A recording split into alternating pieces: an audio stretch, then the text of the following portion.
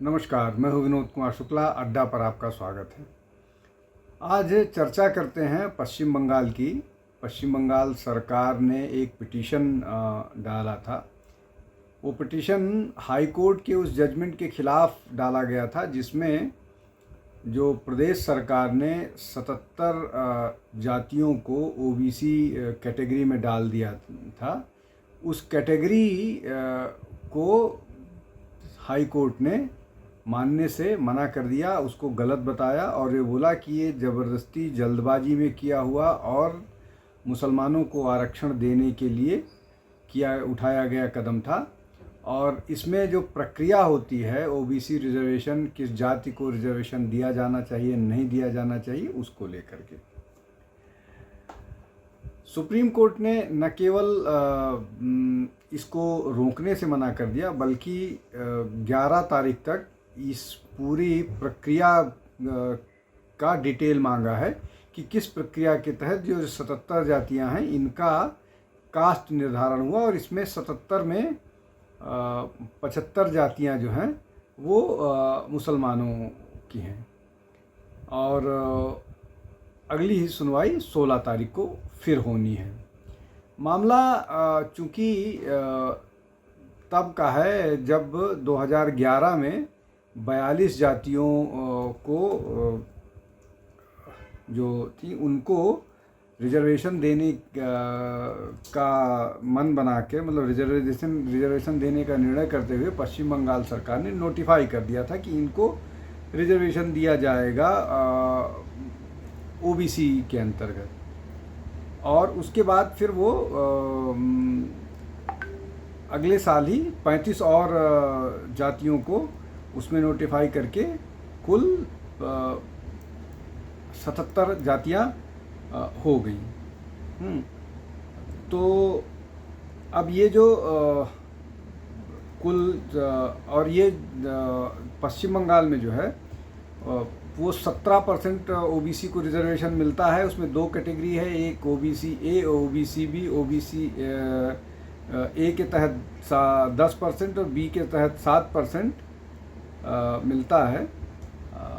और ये जो 77 लोग थे इनको ए कैटेगरी में डाला गया था और इस ए कैटेगरी में डालने के बाद लगभग पूरे प्रदेश की सारी मुस्लिम पॉपुलेशन ओबीसी के अंतर्गत आ जाती, जिसको लेकर के वहाँ के एक एनजीओ ने इस मामले को चैलेंज किया था। आत्मदीप करके एक एनजीओ है जिसने 2010 में इसको चैलेंज किया था, जिस पर हाई कोर्ट का निर्णय आया था। हाई कोर्ट के निर्णय के बाद न केवल प्रदेश सरकार सुप्रीम कोर्ट आई बल्कि अपने एक भाषण में ममता बनर्जी ने ये कहते हुए मना कर दिया था कि हम हाई कोर्ट के जजमेंट को नहीं मानेंगे। हाई कोर्ट जजमेंट देता रहे और ओबीसी रिजर्वेशन मुसलमानों को चालू रहेगा। अब ये इस पे जो हाई कोर्ट का निर्णय है या सुप्रीम कोर्ट का निर्णय है उसको समझने की कोशिश करते हैं। 2010 में ममता बनर्जी ने मुसलमानों के रिजर्वेशन की घोषणा की थी। जब 2010 में एक रिजर्वेशन की घोषणा की थी, उसके बाद 2011 में ही कुल 77 जातियों में से 42 जातियों को रिजर्वेशन दे दिया गया। उसके बाद जो है फिर 2012 में जो बाकी बची जातियां था उनको रिजर्वेशन दे दिया गया। तब ये चूँकि मामला ऐसा था तो ये मामला चला गया अदालत में। तो अदालत में जो है जो निर्णय हुआ वो यही हुआ कि चूँकि ये मामला पूरा पॉलिटिकल था और ये मुसलमानों को रिजर्वेशन देने के लिए ऐसा किया गया है, इसलिए ये ठीक नहीं है और ये निर्णय गलत है। तो ये जो कुल मामला है, इस पूरे मामले को सुप्रीम कोर्ट ने, पहले हाई कोर्ट ने मना किया, फिर बाद में सुप्रीम कोर्ट ने भी मना कर दिया। अब 16 तारीख को दोबारा सुनवाई होनी है। लेकिन ये सारा का सारा मामला जो है ये जो वहाँ की लेफ्ट फ्रंट सरकार है उसके ज़माने से ही चलता आ रहा है। उन्होंने भी जो 42 जातियाँ वो की थी, क्लासिफाई की थी, वो उनमें से एक आध को छोड़ करके सारी की सारी मुस्लिम जातियां हैं। और यहाँ पर भी जो 77 हैं उसमें से 75 जो हैं वो मुस्लिम जातियां हैं। तो इसको लेकर के जो हाई कोर्ट का ऑब्जर्वेशन था वो ज़रूर वो करने लायक है। हाई कोर्ट ने ये कहा है कि जो रिकमेंडेशन हुआ था वो बहुत तेज़ी से, लाइटनिंग स्पीड से हुआ था। और वो क्यों हुआ था? इसलिए कि जब मुख्यमंत्री ने ये घोषणा की थी, पब्लिकली ये घोषणा की थी कि मुसलमानों को आरक्षण दिया जाएगा, ये फरवरी 2010 की घोषणा थी। और इसमें कोई वो क्या क्राइटेरिया होना चाहिए, कैसे होना चाहिए, उनका बैकवर्डनेस क्या है, ये सब को बिना कोई कंसिडरेशन के। अब इसमें समझने वाली बात ये है कि 1992 में एक 9 जज बेंच का ये निर्णय था कि जो ओबीसी समुदाय के अंतर्गत मुसलमान को तो रिजर्वेशन दिया जा सकता है, लेकिन धर्म के आधार पर किसी भी जाति को रिजर्वेशन नहीं दिया जा सकता। तो ये जो पूरी की पूरी मुहिम पश्चिम बंगाल सरकार ममता बनर्जी के नेतृत्व में चला रही है, इस पूरी मुहिम में ही धर्म के आधार पर रिजर्वेशन देने की बात है। और जो तरीका अपनाया गया है वो ठीक नहीं है। उसको लेकर के भी अदालत ने फैसला दिया है कि मतलब अदालत का ये कहना है कि उस कमेटी के कौन सदस्य थे, कमेटी कब गठित हुई और कमेटी ने क्या रिकमेंडेशंस दिए, इन सब के डिटेल भी पश्चिम बंगाल सरकार उपलब्ध कराने में अदालत को असफल रही।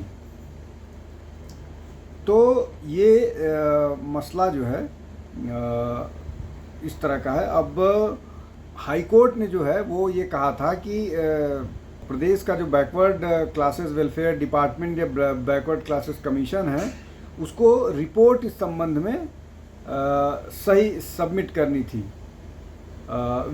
जिसमें जो ओबीसी की स्टेट लिस्ट है वो रिवाइज़ करने का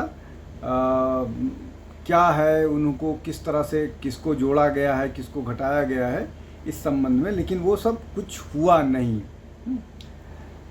उसके अलावा जो अदालत का निर्णय है, अदालत ने जो 2012 में उसका सब क्लासिफिकेशन था ओबीसी पूल का, उसको भी ख़त्म कर दिया है। तो ये निश्चित तौर पर पश्चिम बंगाल सरकार के लिए एक बड़ा सेटबैक है।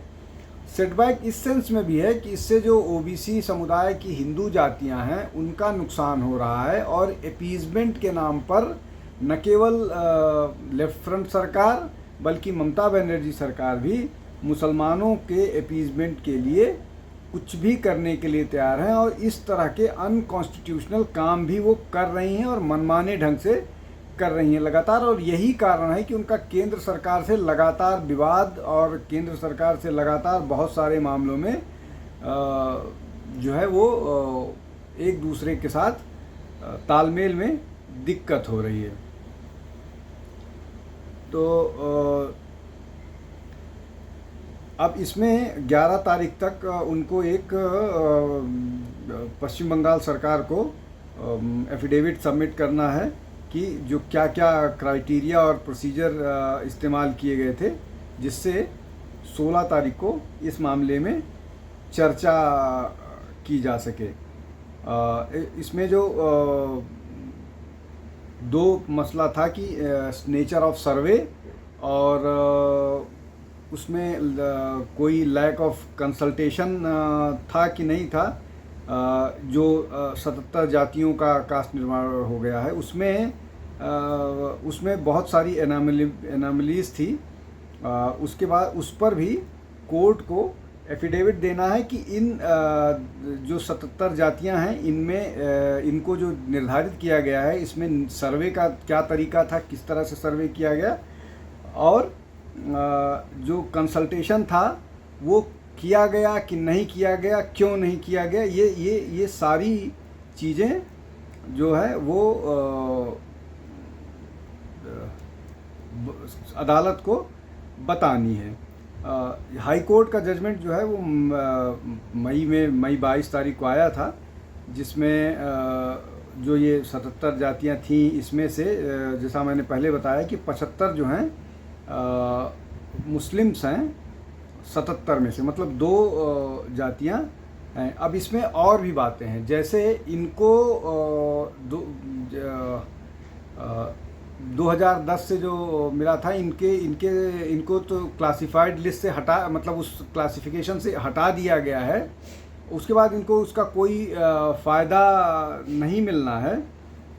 ये सारा भी कोर्ट ने बता दिया है कि ये जो 2010 से ये मतलब जब से इनको रिजर्वेशन मिल रहा है उस लिस्ट से इनको हटा दिया गया है। अब कोई बेनिफिट इनको नहीं मिलना है, नहीं दिया जाना चाहिए।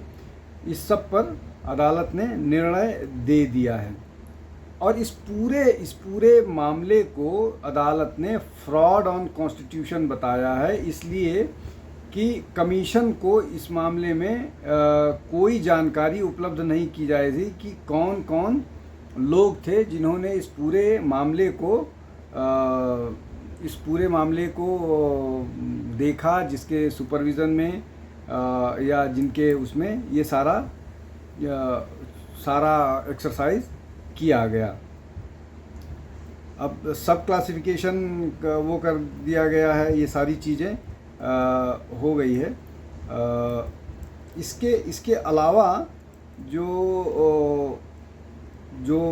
सरकार या अदालत ने सरकार को आदेश दिया है कि उस पर पूरी तरह से इसको रोक लगाना है और सारी विषयों पर उनको जवाब के साथ 16 तारीख को हाजिर होना है।